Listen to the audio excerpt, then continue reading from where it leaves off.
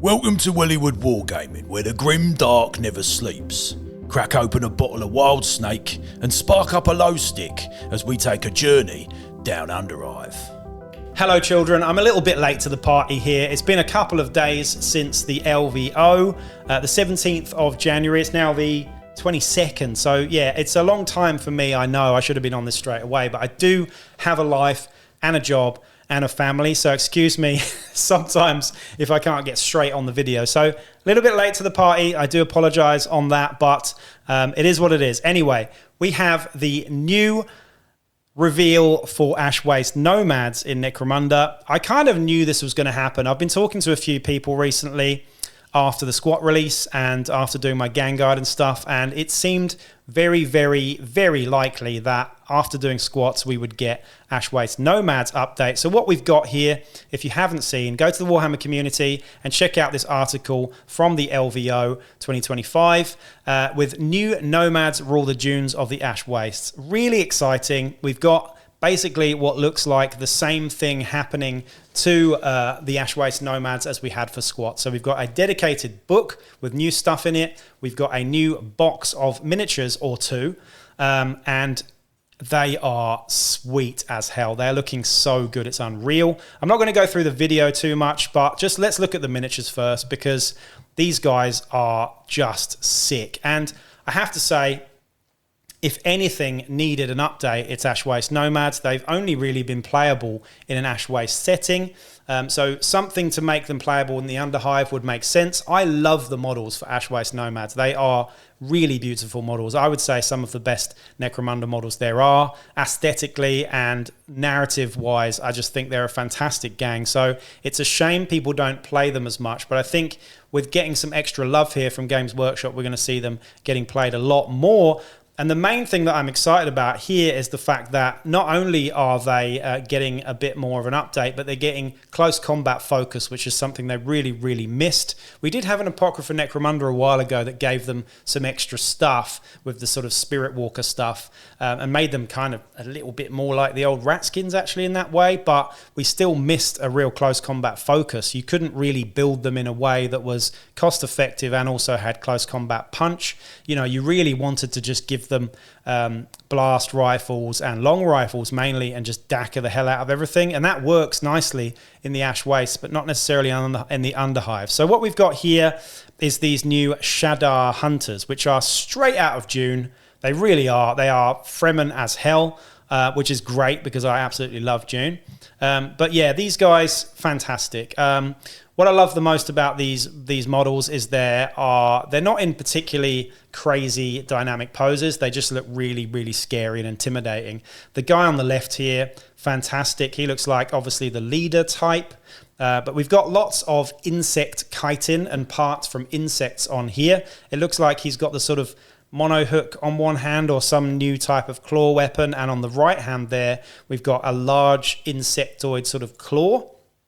Very cool. I can't wait to see the rules for these guys. The guy on the right there with two sort of daggers by the looks of it, and again these look like the sort of teeth of some sort of insect, or you know, the knives from the Fremen, you know, like the tooth of a worm.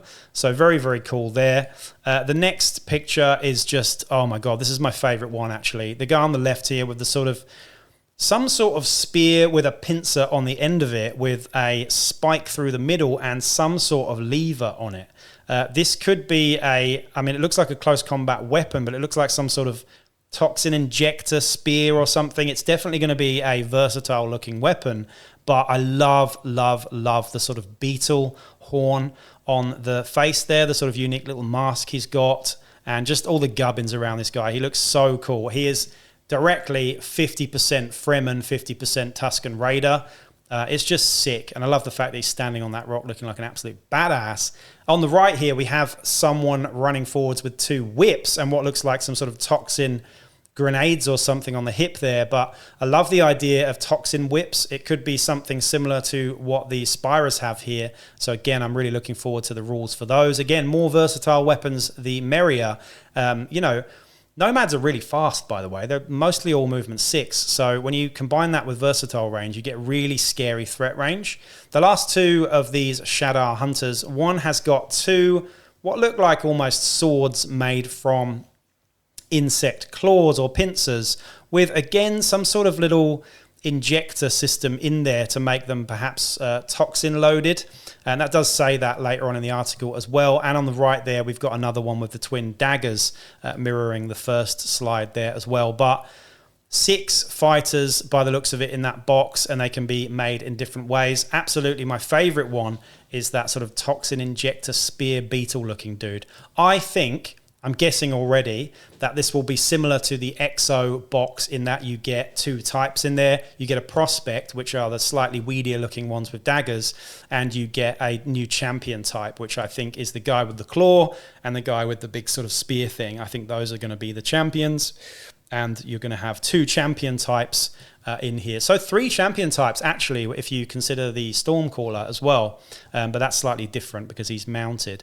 What we then have is burrowing Anthrit spine worms, creatures they have tamed for their ferocity and combat, burrowing through dunes, solid rock, and armor alike. So these guys are quite similar to the Delac pet, the Psychoteric worm, in that they have the burrowing trait. How good they're going to be in close combat, they look something like a cross between the Psychoteric worm and, of course, the Millisaur perhaps as well. So whether they'll be quite as powerful as a Millisaur, I'm not quite sure, but it's nice to have these guys thrown in as well. And it looks like you get 4 in a pack, so 6 of the Shadar Hunters and 4 of these Anthrit spine worms. Very, very cool. And again, nice to have a little bit more insect representation in the Nomads and stuff here as well. We also get a really, really nice weapon upgrade kit, which actually has everything that you really need on it.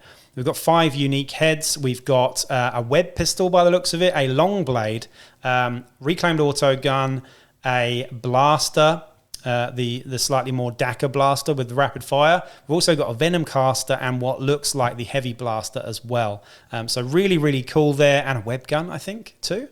Very nice. And lots of little bits of insect chitin and stuff in there as well. In terms of the book, though, the artwork on the front cover for Tribes of the Wastelands, I can't wait to get my hands on this, is very exciting.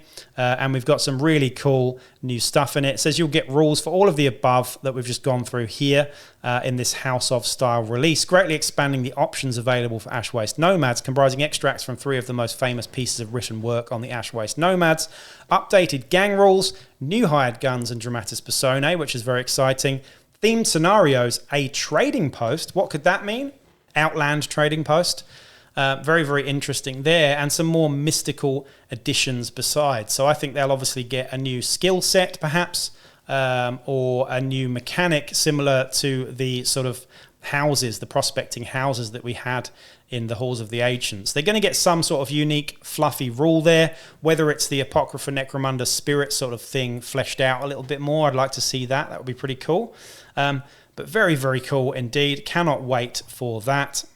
In the same article, we've also got this awesome looking fortified hub module, which is an Ash Waste sort of outpost piece.